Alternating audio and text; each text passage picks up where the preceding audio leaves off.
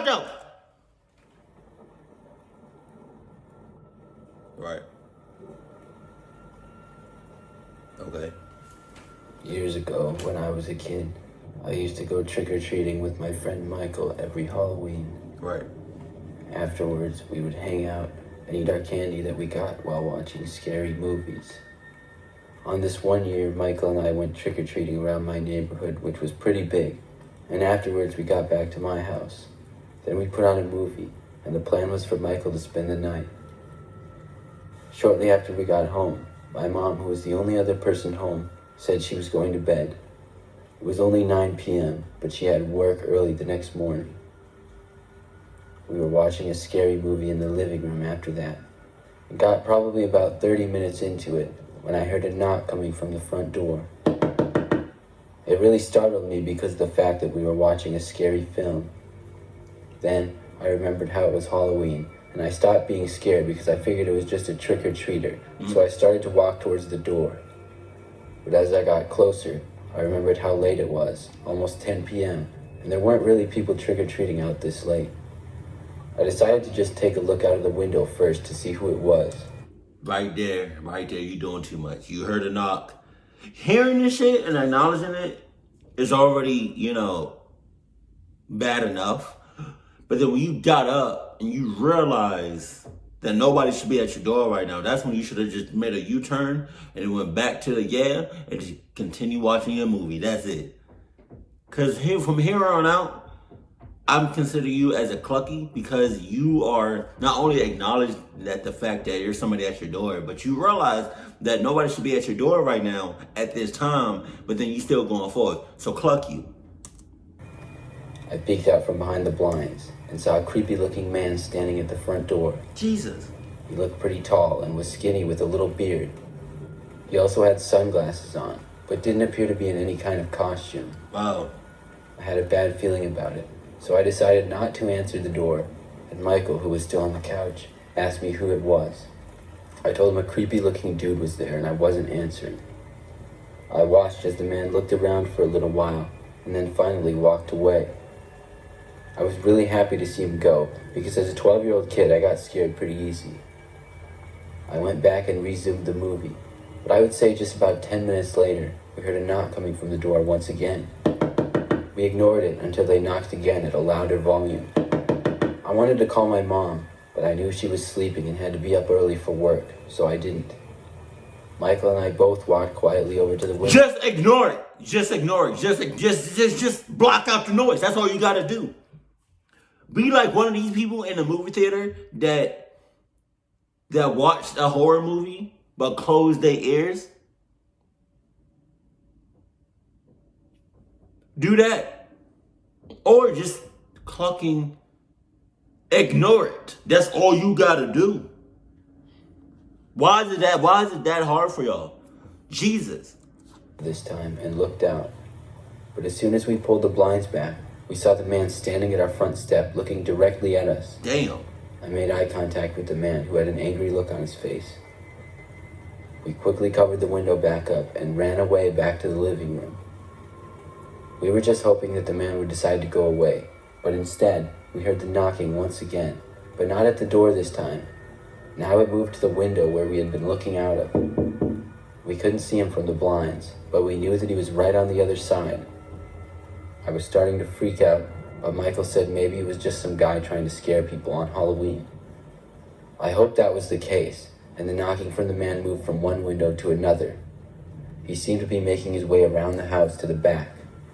Jesus. And we didn't hear anything for a short time. All Michael and I could really do was sit there and listen. Then suddenly, we heard the loud sound of glass being broken. It sounded like it was coming from the back of the house at one of the... Halloween my ass. Trick or treat my ass. Fuck. I want to be one of them people that rhymes just off the top. I was trying to rhyme, but it didn't come as fast. Trick or treat my ass. She about to get in your ass and get that candy from within your... I'm gonna just stop right there. This that natural. I had it. All right, so I'm not gonna lie. This does kind of look like the old setup back in the day. I just rearranged it because the light that's coming in, that's bouncing off of me, is the sun, the natural sunlight. So I have like two studio lights. That's white, but right now it's the sunlight, and I'm not gonna lie. The sunlight looking a little. Basement windows. When we heard this, Michael and I both went running upstairs to my mom's room like 5-year-olds. When we got upstairs, we woke her up and told her someone had just broken into the house. My mom got out her phone and called the police, and also locked the door to her bedroom. Michael and I hid under her bed while we heard her talking on the phone to the police. Then we just had to wait for the police to arrive. We heard the man walking around downstairs, but he never came up the stairs. Eventually, we stopped hearing him, and by the time the police showed up, he was gone.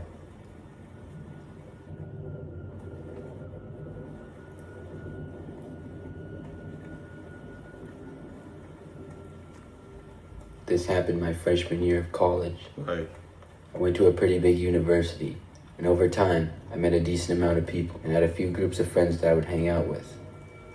By the time Halloween rolled around my freshman year, I had plans to go out with some of my friends. I dressed up as a nerd and we went out to a few of the bars around campus. As it got later, a few of my friends wanted to go to one of the bars in town that was pretty strict. Being 19 at the time, I figured I wouldn't get in. I told them they should go ahead, and I Snapchatted a few of my other friends asking what they were doing. One of my friends named John told me about a party he had been invited to. He said, John in cahoots. He is. I just want to let you know that if your name is John and you out there, I highly recommend you change your name ASAP, because John is a clock name. It's supposed to be really big, and asked if I wanted to go with. To me, this was perfect because I wasn't tired yet and still wanted to hang out with people. I told him I'd go, and I walked to the edge of campus and met up with him. We then walked a few blocks to where the address was that John told me. We saw what appeared to be the house. We could just barely hear the music coming from inside, and saw a kid wearing a basketball jersey and sunglasses sitting out front drinking a beer. We walked up and John greeted the kid, who I guess knew him. He introduced me and the kid said his name was Jake. Then we both walked inside the house, and the first thing we noticed was a little entryway filled with shoes. We took off ours, and then we went through another doorway into a room where we saw a speaker blaring music, but nobody was in the room. Oh no. Immediately I got a bad feeling, and as I started to walk forward to the next room, I heard footsteps coming from behind us. John and I turned around and saw two large men enter the room with baseball bats. They had on ski masks over their faces, so I couldn't tell anything about them, but they appeared to be well over 6 feet tall. One of the men shouted that they would hurt us unless we did what they said. Then they ordered us to go into the next room that appeared to be at the back end of the house. I was terrified, and John looked stunned and pretty scared as well. The next room appeared to be the kitchen. There was a little table with a chair there, and it also had a stove and a sink, then the back door to the house. There was also a wooden door cracked open that led to the basement, which is where the two men told us to go. They stood about 6 feet behind us with their bats in their right hand and their left hands pointing. As we were walking towards the door, John nudged me, and just as I looked at him, he suddenly darted for the back kitchen door, which I saw him pull the lock back and open it all in the blink of an eye. Without even really thinking, I followed him and ran as quick as I could to the door. I had a strong rush of adrenaline as I did, and I heard the men behind us start to yell and run after us. I literally rammed into John as he ran out the door, and I almost tripped over him. As I was almost out the door, I could hear the men getting closer and felt the back of my right leg get hit with probably a baseball bat. It got me in my upper right calf, and it hurt really bad, but the adrenaline kept me going out the door, and I followed John around the side of the house. The longer we ran, the more my leg throbbed, but we seemed to get a little bit farther away from the men who were behind us, and as we passed by two garbage cans that were on the side of the house, I pushed one of them over to try to slow the men down. John started yelling as he ran. By the time we reached the street, we didn't notice the men chasing us anymore. I ran with John all the way back to campus before I basically collapsed from being tired and the pain from my leg. We called the police and then told them the address of the house and everything. Apparently by the time they showed up, nobody was there, and the house was vacant at the time, but was owned by a guy who typically rented to students. I'm sure that John and I narrowly avoided something terrible that night, and I had a really sore leg for a few weeks, but other than that, I was fine. He said what? He nudged his friend to like haul ass? I'm not nudging nothing. You better read my movements. You better read my body language. I'm not touching you. I'm not saying nothing. Right? If we're not on the same level, that's tough. You know, like, if I tell you in some form, some way, somehow, that we need to haul ass, you better be right there with me. Or, you know, like if I'm haul assing, and this is me, and you're right here, okay. But if this is me, and you right here,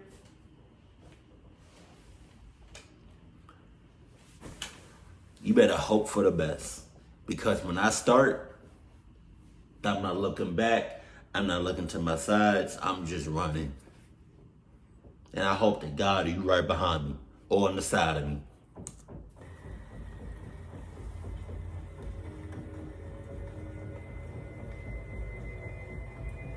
This story happened 2 years ago on Halloween, and is one of the most disturbing things to happen in my life. I'm a father of a boy who is now 8 years old, but was 6 at the time of this story.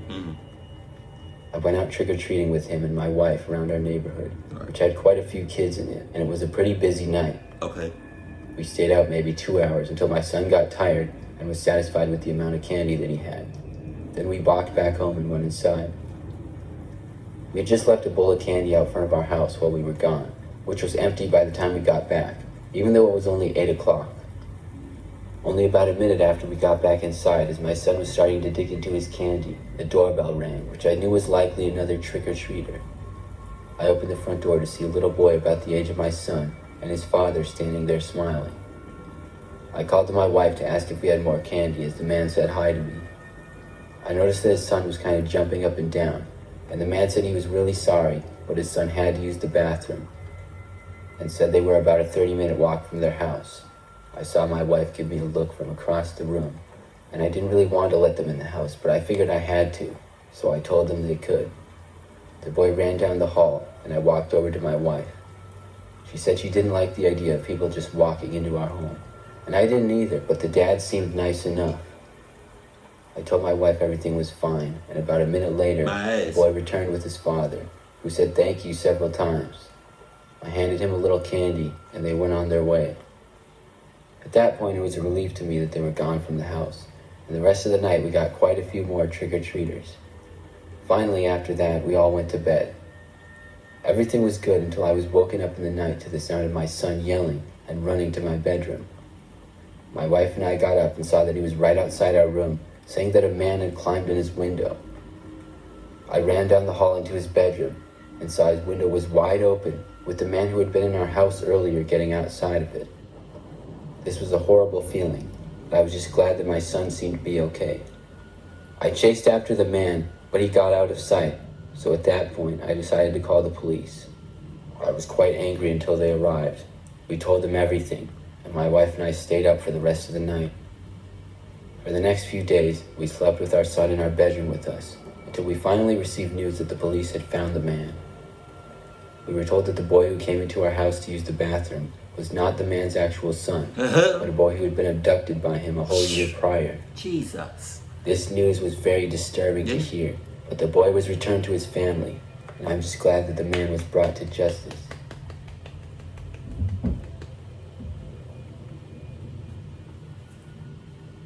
Happy Halloween, mother cluckers. Please be safe out there. Please, please, please be safe. And because I know shit be going down on Halloween. Just like, people already do stuff when it's not even close to Halloween. So when it's Halloween, I think that's when people least expect it. But not me, and neither should y'all. When it's Halloween, like today, I need y'all to stay on high alert. Because anything, anybody, any costume, you don't know. You know? The other story, I was a police officer telling the 12-year-old kids or whatever, y'all should go in. Because, you know what I mean? Why would a police officer tell 12, like, some kids to go head first? Like, that don't make no type of sense. So really, it's just like, and anybody can use any costume and cluck anybody up.